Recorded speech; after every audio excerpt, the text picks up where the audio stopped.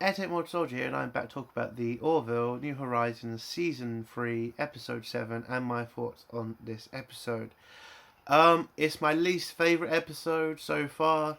I think it has massive problems with its focus. This episode seemed to have 3 to 4 stories going on at the same time. I mean, one story was small, I know, but the main story we should have been focused on, it seemed to be put to the back for no reason, in my opinion. And then we had another story of a different race that seemed to just be more of a problem for the Union in the long haul. I mean, I get why they want an alliance with this race, but you know, this race still comes with so much baggage for the Union. I mean, it just doesn't seem worth it to me. But yeah, biggest problem with this episode, focus. That again, there's no focus in this episode, and when it does seem like it's getting focused on the story it should be focused on, it then just seems to leave that moment and go somewhere else that we don't really give a shit about. I think the episode's good overall. I mean, don't get me wrong, I found parts funny, I found the story great, but for a story like this, especially finding out the backstory of a particular race that we've wanted to know since we found out about the terrible thing they did, I mean, they should have focused on that story and not on some random sexist race that we apparently now need. So, I don't think this episode is great. I do think it's got a lot of problems.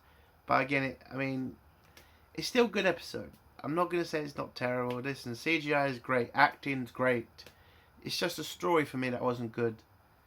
And, focus. That's the problem with this episode. So, it is my least favourite episode. But it is still a good episode overall. So let's go to spoilers now. If you don't want any spoilers, leave in 3, 2, 1. So episode 7 starts off with us on an alien planet with a family, waiting for their dad to bring some new product home with him. And when he comes to the house, he brings in a new device called a Kalon. So yes, this episode is the backstory of the Kalon. Now, my problem with this episode is the backstory of the Kalon is a side story through half of this episode, when it should have been the main focus. And I know some people are going to say, yes, it is the main focus. Not really, though. We seem to be very much concentrated on the, women race thing that I could give 2 shits about, personally. I don't care about this race. And this race is just basically going to be the same problem as the fucking Mocklins, who think men are better than women. And now you've just gone to a race that think women are better than men. What's the fucking point? Every problem you've had with the fucking Mocklins is just going to be the same with this race.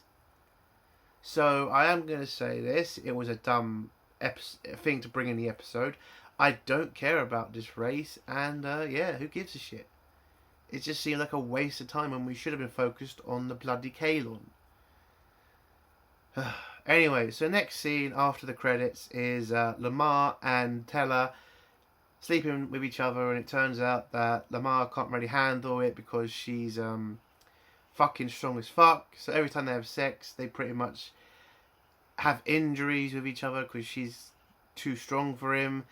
But apparently the sex is pretty good with her, and he really wants to keep it going. So he keeps telling her it's fine, he can handle it. When you can pretty much see that his body can't handle it. But he goes to the med bay, and Dr. Finn tries to check up on him and see what the hell's going on. But he can't admit what's happening, because if he does, then she's going to tell him, you can't do this anymore because you're going to die. But when it comes to men and that, it's going to be in one ear and out the other. So, there you go.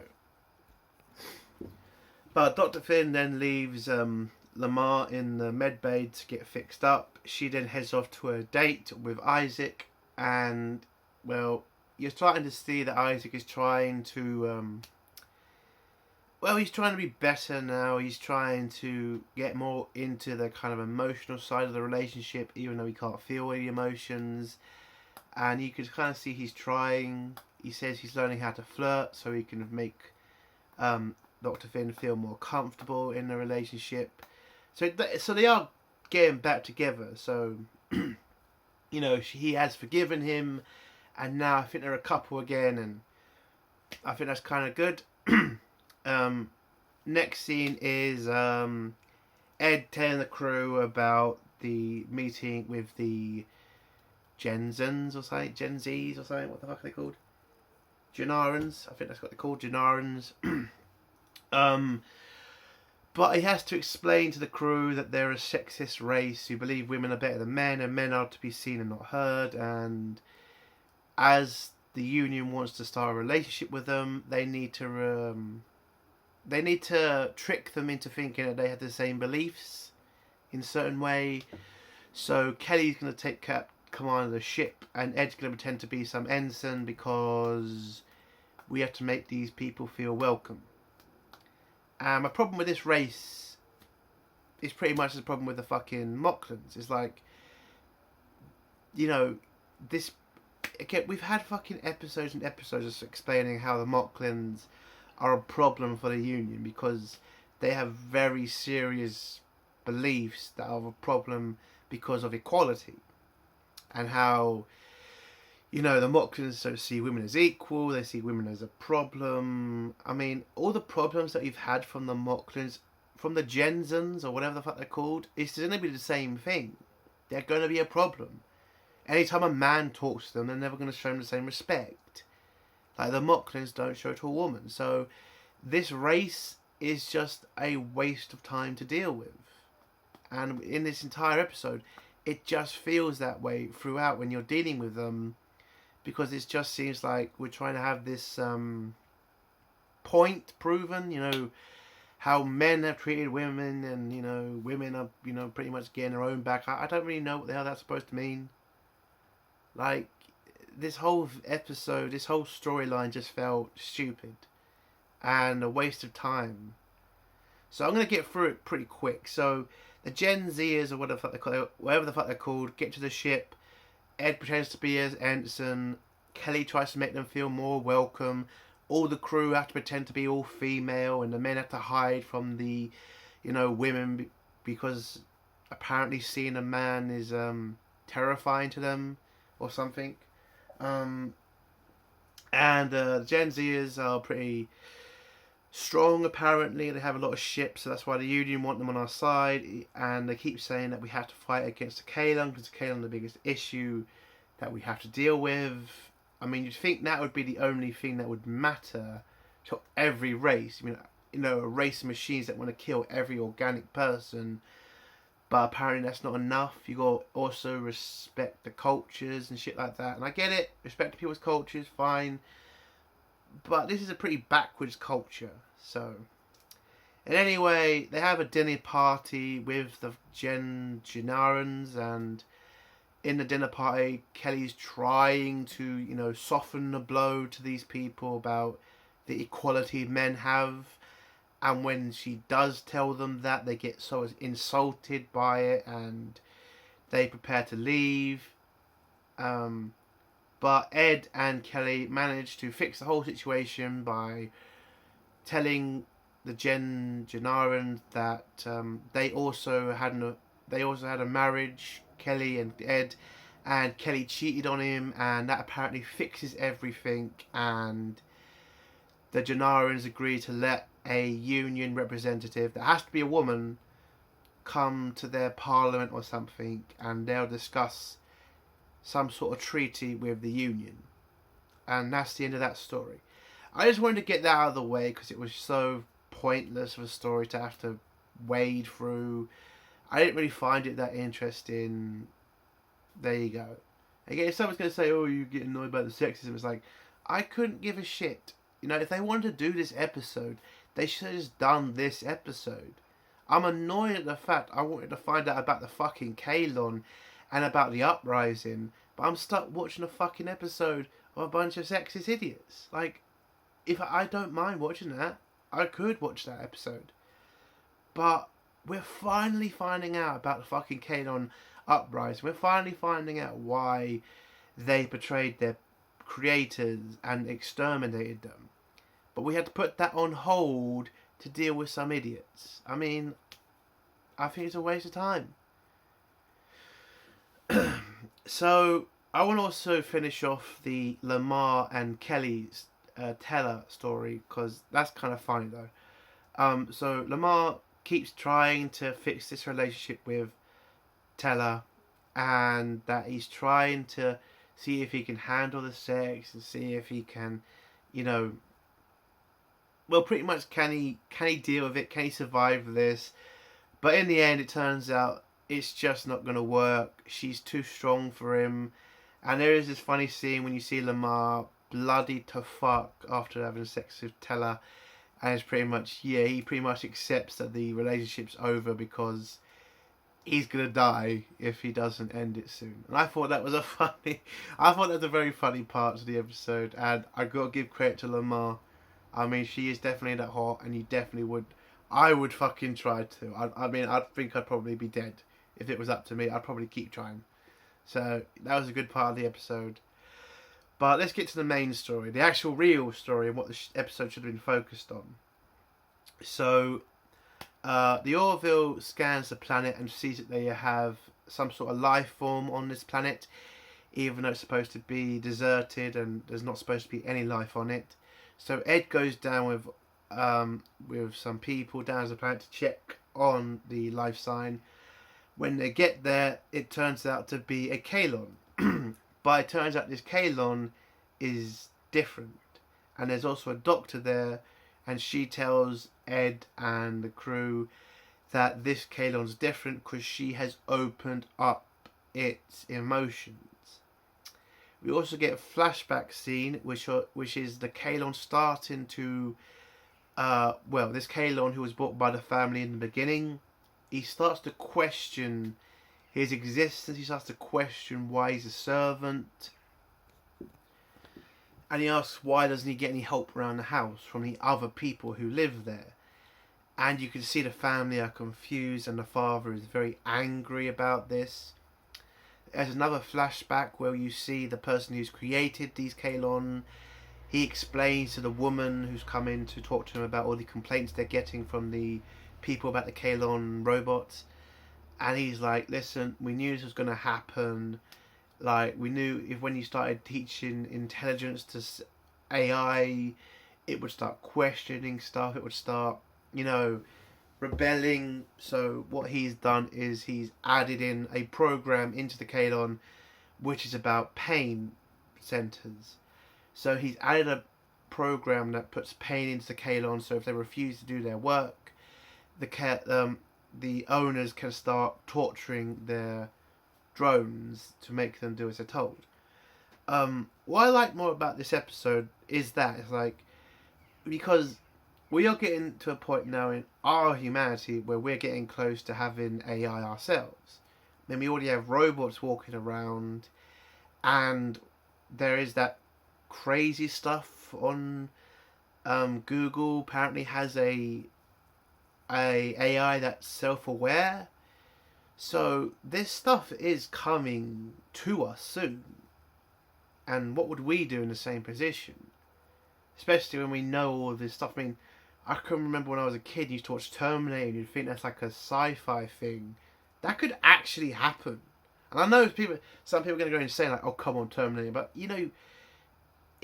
it's not out of the realm of possibilities nowadays, is it? Because we have robots, we have drones, we have all this equipment that could become self-aware and it could do some crazy shit. So it is something to worry about. I know it sounds weird, but that's what I'm saying. Anyway, so the Kanon Ed meets is called, he calls himself Timothy or something. And he's a Kanon with emotions.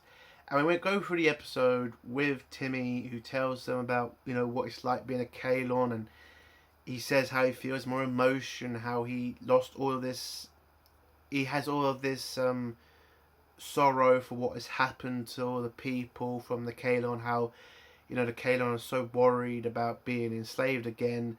They want to kill the organics, but he understands that not all organics are the same and they shouldn't be treated the same. I would have liked Isaac's interactions with Timothy to have been a bit more conversation between them.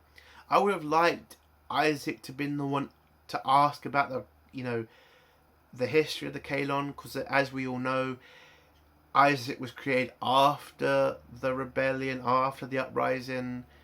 I would have preferred it if Timothy had let him experience the hatred for himself. Maybe Isaac would have liked to have known why his people hate organics so much, and to understand that he would have to experience that. And maybe that could have been a time where Isaac then went nuts and then started attacking people himself, and Dr. Finn would have to be the one to bring him back from the brink. I would have preferred that to have been the episode, but unfortunately that's not what we got. But yeah, we're going through the episode now. So Burke, who hates Kalons, tries to, she walks into a room where Timothy's is, and Timothy tries to apologise for what the Kalon have done to her and to the person she loved, and she tries to do what she usually does with Isaac, which is just to say fuck off. But Timothy doesn't take no for an answer, and he does apologise to her.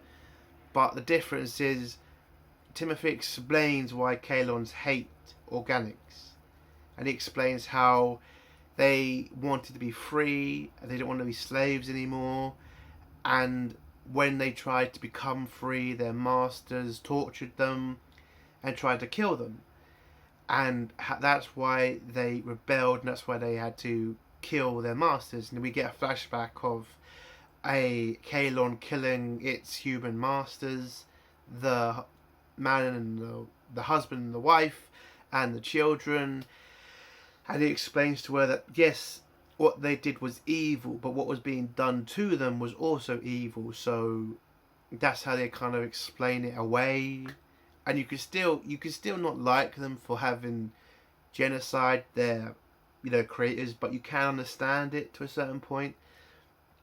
And then you can kind of see Burke is also understanding about where the Kalon are coming from and why they have so much fear of organics.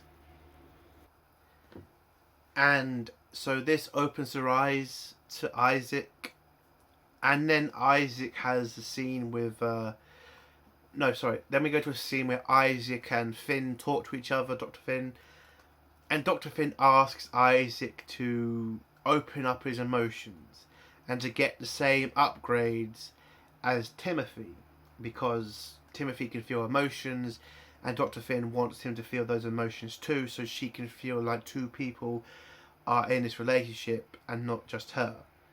So Isaac agrees to do it. He opens up his emotions. He gets emotions. There's then a scene between him and Dr. Finn where he feels all these emotions. He loves the fact he can feel all these emotions, and Dr. Finn loves the fact he's done this for her. And as soon as the emotions go deeper and deeper, unfortunately the emotions then cut out, because Isaac's systems are more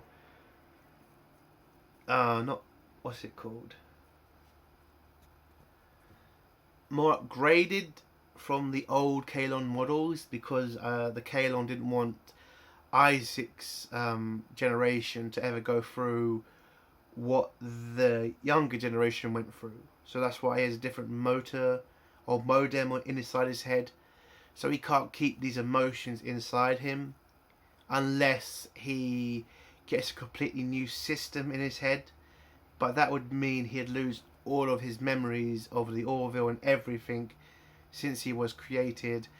And Dr. Finn doesn't want it to happen to Isaac, because that's not the man she fell in love with, or the robot she fell in love with. So she tells Isaac not to do it, and Isaac agrees. But that means Isaac can never really have emotions. He can have emotions for about 2 minutes, but then it will cut out.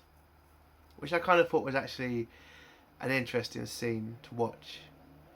But the episode ends with Burke talking to Isaac and pretty much telling him that she forgives him and doesn't blame him for the murder of the woman she loves. And Isaac pretty much accepts that. And Burke and Isaac then do some scanning of each other. And that's how the episode ends. I think if the episode hadn't focused on the Kalon uprising, the Kalon history, I think I would have given this episode a 10 out of 10. Or at least an 8 out of 10. But unfortunately, the episode, again, it wasn't focused. We were concentrated on too many things. And yeah, it kind of did feel like a slog to get through this episode. But it's still a good episode. I'm not going to, say it's terrible. Again, it's my least favourite episode. But it is still a good episode. So it's a 6 out of 10. It's reasonably good. And I can't wait for next week's episode. And that's the end of my review. If you like this review, give it a like. If you dislike this review, give it a dislike. And if you like my content, do think about subscribing. Airtight Mode Soldier. Bye.